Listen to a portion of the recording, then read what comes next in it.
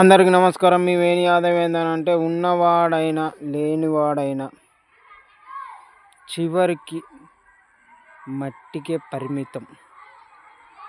మట్టిలోనూ కలవడం అనేది జరుగుతుంది. ఆస్తులున్నా అంతస్తులున్నా గరీబ్ వాళ్ళైనా పేదవాళ్ళైనా ధనవంతులైనా ఎవరైనా సరే మట్టిలో కలవవలసిందే చివరి స్థాయిలో.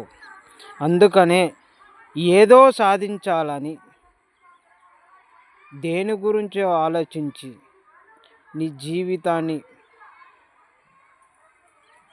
ప్రాణంగా పెట్టడం, జీవితాన్ని కొనసాగించడం అన్నది కాదు. ఉన్నన్ని రోజులు తృప్తిగా ఉంటూ నీకు ఉన్న దాంట్లో 10 మందికి సహాయం చేస్తూ దానితో జీవనం